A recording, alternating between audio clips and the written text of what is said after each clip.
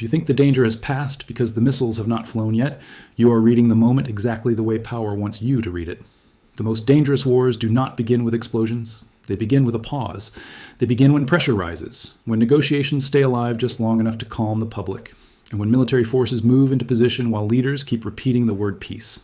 That is the real signal, and right now, every structural signal is flashing at once. Global debt has reached a record $348 trillion. More than 20 million barrels of oil still pass through the Strait of Hormuz every day. The United States has assembled its biggest concentration of warships and aircraft in the Middle East in decades. And at the same moment, Washington is still talking to Tehran through Oman, still keeping diplomacy alive, still saying a deal is possible. Most people hear that and think the crisis is cooling down. It is not cooling down. It is being priced, staged, and tested. That is the central truth. The war was not canceled. It was delayed because immediate war is too expensive, but backing down completely is even more expensive for the system that built this confrontation. That is why Trump's Iran strategy looks confusing if you watch the headlines one by one, but starts looking brutally coherent the moment you step back. Sanctions, force buildup, a diplomatic channel, public threats, a narrowing deadline. These are not mixed signals. They are all part of the same machine. And once you understand the machine, you can stop asking the wrong question. The wrong question is, will Trump choose peace or war? The real question is, what sequence is now in motion? And at what point does that sequence stop being diplomacy and become controlled violence? The sequence is older than Trump, older than the war on terror, older than the American century in its current form. It has 4 stages, and the pattern repeats so often that once you see it, you cannot unsee it. First, the target is redefined as a structural threat, not a temporary problem, not a difficult state, a structural threat. That matters because once a rival is placed in that category, ordinary compromise starts to look like weakness. Second, pressure expands, sanctions tighten, military assets move, alliances are tested, public language hardens. But here's the key point. The purpose is not immediate war. The purpose is to reduce the target's options while increasing your own. Third, diplomacy continues under coercion. Talks do not disappear. They become more important. Diplomacy is used to calm markets, reassure allies, test the target's pain threshold, and create a record that force was not the first choice. Then stage 4 arrives. The target accepts a humiliating rollback, accepts a temporary freeze, or refuses. And if it refuses, force comes not as an emotional decision, but as the final administrative step in a process that has already been prepared in public. That is why the most dangerous moment in a crisis is not when diplomacy collapses. It is when diplomacy is still alive, but every other piece of the pressure structure is already in place. That is the chamber we are now entering. History is not useful here as a story. It is useful as a mechanism test. If the same mechanism appears again and again under different leaders, different ideologies, and different decades, then what we are seeing today is not random. It is systemic. Look at Japan before Pearl Harbor. The collision did not begin with the attack. It began when Washington concluded that Imperial Japan was no longer just expanding, but revising the balance of power in a way the United States could not tolerate. That was the reclassification. Then came the squeeze. Asset freezes, oil pressure, economic restriction, and time bought for American rearmament. After that came negotiation, but negotiation inside a narrowing corridor. Talks continued, notes were exchanged, peace language remained on the table, but both sides were now operating inside a coercive sequence that had already made compromise harder and war more likely. When the final break came, the explosion shocked the public, but the structure had been in motion for months. Look at Iraq. The 2003 invasion did not come out of nowhere. Iraq was turned after 1991 into a permanently managed threat, a state trapped inside inspections, sanctions, no-fly zones, compliance demands, and repeated crises. That is what matters. The threat was not resolved, it was boxed. And a boxed threat does not become harmless. It becomes procedural. Every argument becomes an argument about compliance. Every delay becomes a test of credibility. Every inspection dispute becomes a future justification. Then came the language that always matters most. Final opportunity, serious consequences, last chance. Once a system reaches that vocabulary, it is no longer searching for a new relationship. It is testing whether the target will submit before force is used again. Look at Kosovo. Same sequence, faster speed. The target was framed as intolerable. Pressure expanded. NATO prepared force while diplomacy kept moving. Rambouillet was presented as negotiation, but it was negotiation under visible coercion. Accept the framework or face bombardment. Reject it, and the air campaign begins. Same pattern. Different moral language. Different geography. Same machine. And that brings us back to Iran, where the sequence is no longer theoretical. Stage 1 is already complete. Trump did not return to office, treating Iran as a limited dispute. His administration restored maximum pressure with an explicit objective: deny Iran all paths to a nuclear weapon, curb its missile program, and stop its support for armed regional partners. That is not a narrow file. That is a total strategic indictment. Nuclear capability, missiles, regional proxies, influence projection, all fused into one threat picture. Once those issues are bundled together, a small deal becomes harder because the system no longer wants a narrow concession. It wants a strategic rollback. Stage 2 is also complete. Pressure is not coming. Pressure is here. Washington just expanded sanctions on more than 30 individuals, entities, and shadow fleet vessels tied to Iranian oil sales and weapons-related networks. At the same time, the Pentagon has built up 2 carrier strike groups, at least 16 ships, and more than 100 fighter jets across the region and nearby bases. That is not symbolic theater. That is leverage. But notice something just as important. This is not the kind of force package the United States assembled for Iraq in 1991 or 2003. There is no giant invasion army massing for occupation. The current structure points toward coercion, air power, missile strikes, deterrence, and retaliation management. In plain terms, the machine is being prepared for punishment, not conquest. That matters because it tells you what kind of war planners think is politically and economically survivable.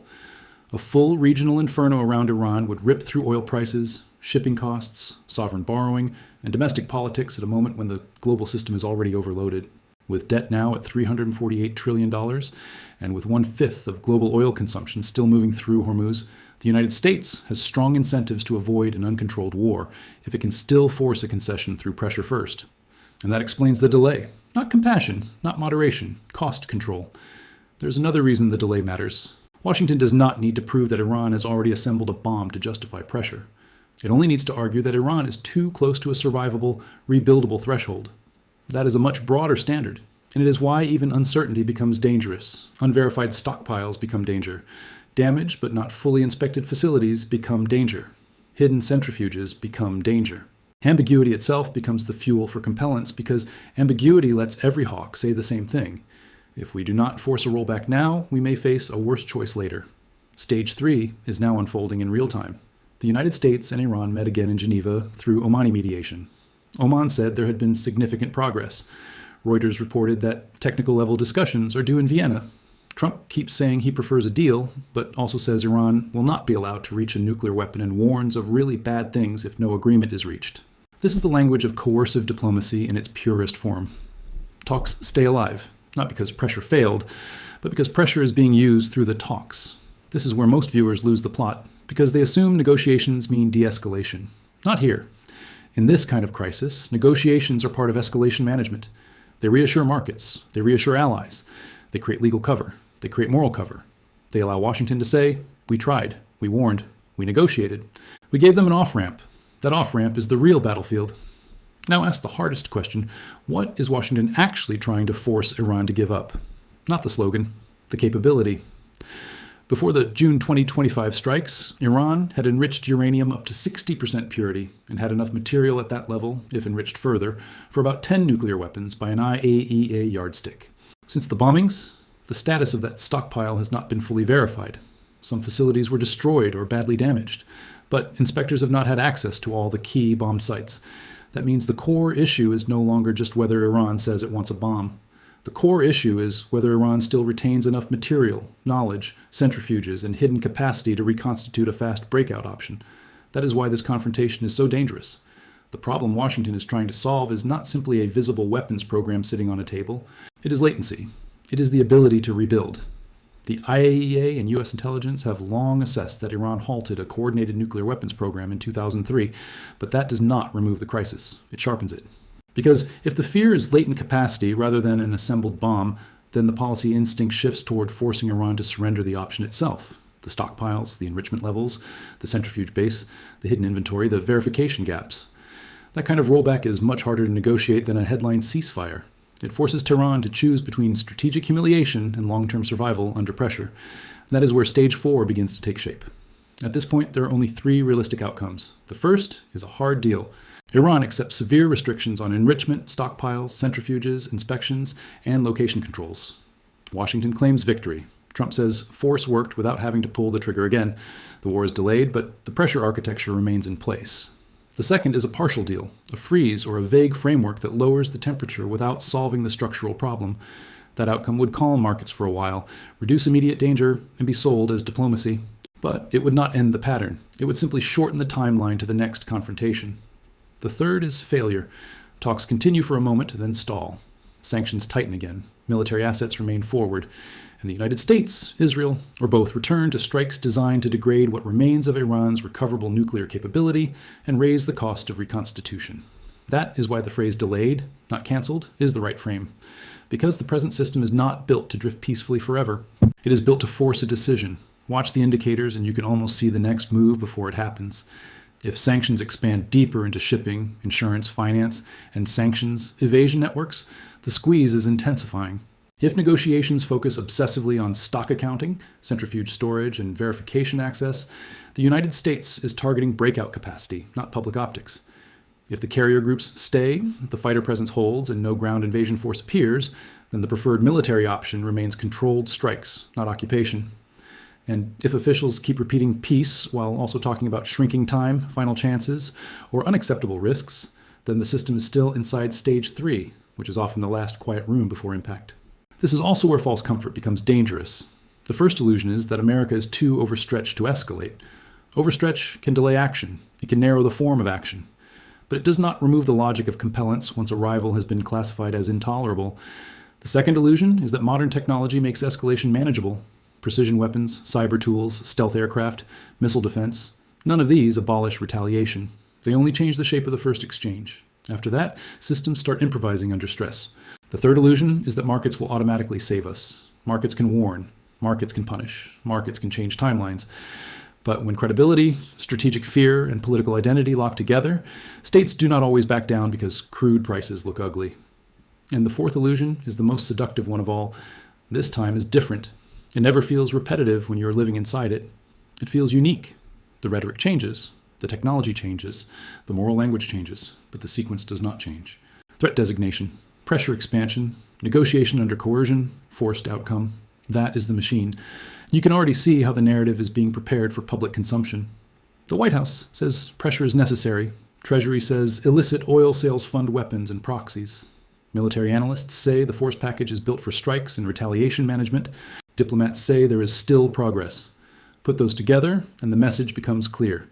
If a strike comes later, it will be framed not as a leap into war, but as the exhausted conclusion of a process the public was allowed to watch in slow motion.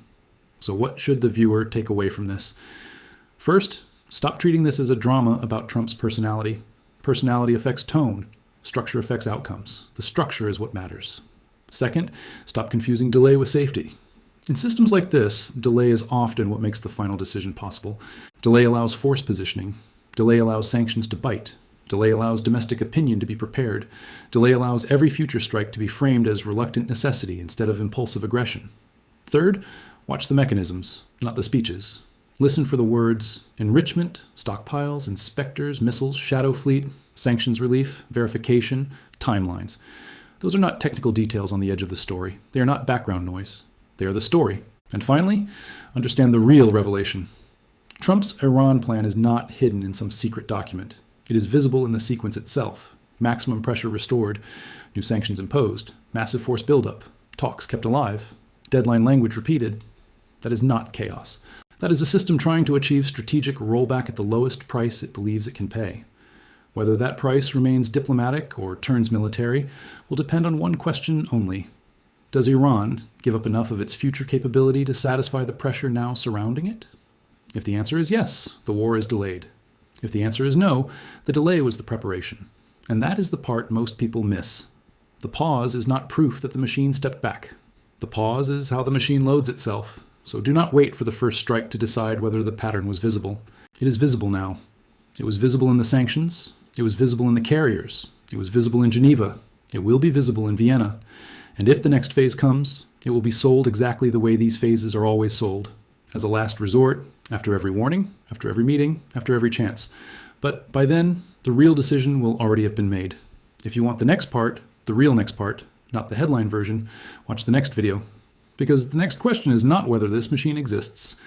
It is what happens when a system built on pressure finally runs out of room to postpone the outcome it was always preparing to impose.